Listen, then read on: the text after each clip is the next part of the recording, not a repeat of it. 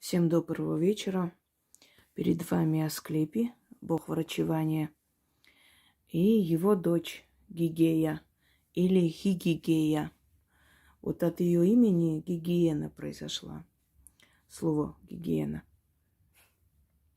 К Асклепию римляне, греки, а позже и покоренные ими народы шли, жертвовали черного петуха и просили помощи от своих хворей. Он приходил во сне и говорил, каким образом исцелиться, какие растения, какие лекарства могут помочь. Иногда называл имена докторов, которым следовало идти за помощью. Поскольку YouTube у нас не пропускает определенные слова, я буду конспиративно с вами разговаривать. Например, то, что бывает у людей, у нас у всех всю жизнь, я назову хворью. Чтобы ролик был, чтобы он загружался и остался на канале и вам помог. Этот заговор вы можете прочитать только для своих детей, если они маленькие. Взрослые люди сами должны читать этот заговор. Хочу вам еще раз сказать, ни в коем случае, никогда, ни с кого порчи не снимайте, никого не отливайте воском, не катайте там яйцами, не знаю, чьими яйцами, но в любом случае не катайте. Потому что даже такие кустарные методы снятия порчи для обычного человека могут плачевно закончиться. Можно читать защиту на своих детей по праву матери, бабушки, по праву жены можно читать защиту для своего мужа. И об этом я вам объясняла и давала заговоры. Можно просить для своих детей удачи. Есть подклад, да, удачливый подклад или подклад для удачи. Родители делают, иногда даже не знают дети, что это сделано, но это приносит им удачу. И много иного, что вы можете попросить у богов помощи для человека, просить в определенной ситуации. И я дала вам безопасные работы, чтобы с вас ничего не требовалось и с вас ничего не брали. Поэтому я и доработала свои же работы для того, чтобы приспособить для таких случаев, попросить за близкого человека. Но никогда не снимайте порчу ни у кого. Огромное количество всяких там магуев выскочили, которые, знаете, они эти ролики выставляют для красоты. Собрать побольше просмотров, собрать побольше народу, собрать деньги с рекламы. И вот такие заманчивые, знаете, заголовки нельзя снимать ничью порчу. Ведьма и та может не за каждую чистку браться. Есть женщины, которые очень сильны были в свое время. В старости они избегают сильные чистки. Знаете, наверное, такое. Отправляет кому-то, ищите помоложе, я не смогу, я не одолею. А некоторые вообще говорят, я жить хочу, у меня нет такой силы, сейчас я не возьмусь. То есть даже ведьмы отказываются брать некоторые чистки. Вы, не зная, откуда это идет, наведено это или приобретенное с рождения и так далее, браться такое делать близким людям, тем более. Просто меня вот выводит, я иногда смотрю, вот очищать очень сильные порчи, снять с родных, близких. О чем мы вообще разговариваем? Вы хотите онкологию заработать? Вы хотите заработать паралич? Пожалуйста, делайте. Потому что когда, понимаете, ведьмы, они устроены таким образом, вот как растение питается углекислым газом, а человек кислородом. То есть для ведьм вот эти вот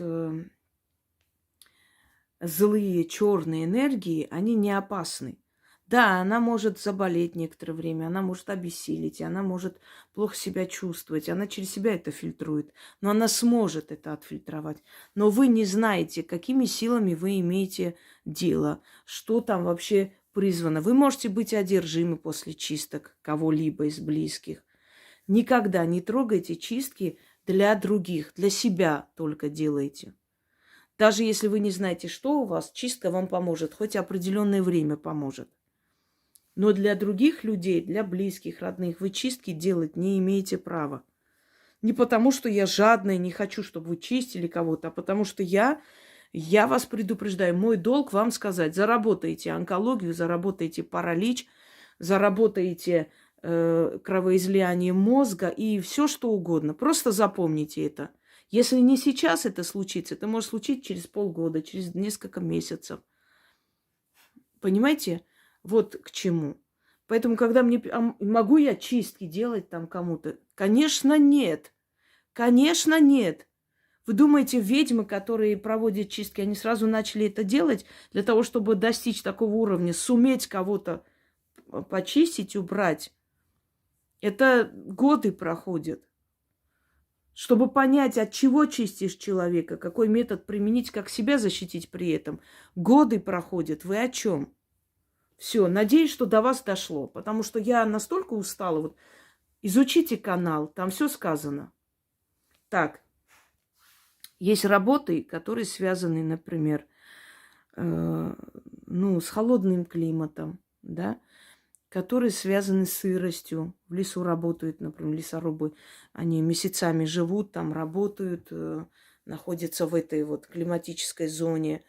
Есть работы, связанные с шахтами. Что еще? Огромное количество. Есть работы, дальнобойщики, например, проезжают по разным регионам страны и где угодно могут спохватить чего угодно. Есть люди, которые, предположим, там должны часто заходить в воду. Вот у них такая работа связана с водой. Могут ноги застудить, а потом всякие болезни начинаются. Армия, вот спят на полу. Сами понимаете, внутренние органы при этом страдают и прочее. А потом всю свою жизнь люди от этого лечатся. А если уж запустили, могут и умереть. Вот как сделать так, чтобы любая хворь, этим словом назовем, не прицепилась к вам, если вы понимаете, что вы можете потерять свое здоровье вследствие тяжелой работы или работы в таких, не очень хороших условиях. Да и вообще, вы знаете, вот даже сидеть, например, в сидячем положении весь день писать, весь день заполнять, это глаза начинают страдать, позвоночник. Если человек маляр, штукатур, у него тоже могут страдать мышцы, потому что он все время в движении, он все время в одном положении стоит, красит, там, отбеливает, еще что-то там делает и так далее, стены, да, там подравнивает. Вот начинается профессиональная болезнь, то есть у всех. И если вы, например, раз в неделю начитаете этот заговор, то либо вообще к вам это не пристанет, либо смягчится, то есть не в таком вот, не таким образом, как могло быть, не в том масштабе. Да и еще, что мы можем от других перенять это, вы тоже знаете, воздушно-капельным путем. Сейчас всякое гуляет, потому что и зимний сезон, и осенний сезон, и ранняя весна, оно полно вот этой всякой хрени, не буду называть. И чтобы этого всего не было, чтобы это все не обрушилось на вашу голову, начитайте. Становитесь посреди комнаты, читайте 4 раза, поворачиваясь на каждую сторону света. Раз в неделю.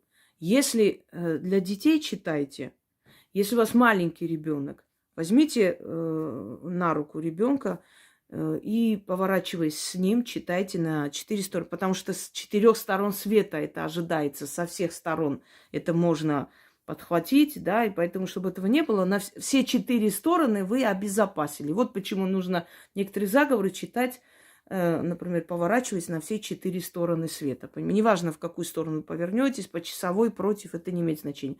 Но вы закрыли с каждой стороны света, закрыли вероятность получить это. Если он маленький, можете на руки взять. Если он уже может как бы слушаться, да, вы можете просто с ним встать, повернуть его и для него начитывать, называя его имя на все 4 стороны света. И все. И вы заметите в скором времени, что Все вокруг чихают и кашляют, а вас это обходит стороной. Да даже если вы просто боитесь на работе вот что-нибудь, чтобы у вас не началось, от людей не перешло. Опять конспирируюсь. Поняли меня. Точно так же можете начитывать раз в неделю и спокойно работать, зная, что вам ничего не пристанет. А теперь непосредственно заговор. Иду я по полю. Посреди поля железные двери. Я ту дверь открою, зайду туда и дверь на 7 замков закрою, а замки ключами запираю. И там защиту получаю. За дверью мое здоровье закрыто. Тайна тех дверей от глаз людских сокрыта. Духи впереди меня, духи позади меня. Я крепкий камень. Камень не хворает, камень не болеет, нигде не щемит, нигде не болит. Дверь потаенная меня оберегает, хворь ко мне не подпускает. Дверь защитная закрыта, от глаз людских шита крыта. Небо ключ, земля замок. Нет царя без трона и венца. Нет моим словам начала и конца. Оберег от хвори не перебить. Заклинаю. 4 раза. Иду я по полю. Посреди поля железные двери. Я ту дверь открою, зайду туда и дверь на 7 замков закрою, а замки ключами запираю. И там защиту получаю. За дверью мое здоровье закрыто. Тайна тех дверей от глаз людских сокрыта. Духи впереди меня, духи позади меня. Я крепкий камень. Камень не хворает, камень не болеет, нигде не щемит, нигде не болит. Дверь потаенная меня оберегает, хворь ко мне не подпускает. Дверь защитная закрыта, от глаз людских шита крыта. Небо ключ, земля замок. Нет царя без трона и венца. Нет моим словам начала и конца. Оберег от хвори не перебить. Заклинаю. Красивые, сильные слова, правда? Вот так надо создавать свою работу, чтобы самой нравилось. А не так, чтобы побыстрее там сказать и выключить, и никогда больше не слушать, потому что стыдоба, как у некоторых товарищей, лишь бы что-нибудь снять. Еще раз. Иду я по полю. Посреди поля железные двери. Я ту дверь открою, зайду туда и дверь на 7 замков закрою, а замки ключами запираю. И там защиту получаю. За дверью мое здоровье закрыто. Тайна тех дверей от глаз людских сокрыта.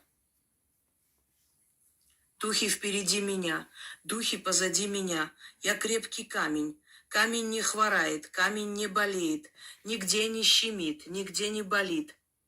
Дверь потаенная меня оберегает, хворь ко мне не подпускает. Дверь защитная закрыта, от глаз людских шита крыта. Небо ключ, земля замок. Нет царя без трона и венца. Нет моим словам начала и конца. Оберег от хвори не перебить. Заклинаю. Иду я по полю. Посреди поля железные двери.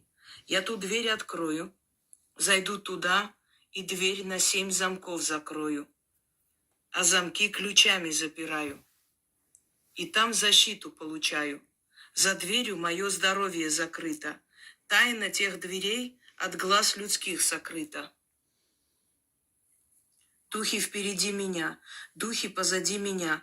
Я крепкий камень. Камень не хворает, камень не болеет, нигде не щемит, нигде не болит. Дверь потаенная меня оберегает, хворь ко мне не подпускает. Дверь защитная закрыта, от глаз людских шита крыта. Небо ключ, земля замок. Нет царя без трона и венца. Нет моим словам начала и конца. Оберег от хвори не перебить. Заклинаю. Все, друзья мои, проводите и будьте здоровы. Всем удачи!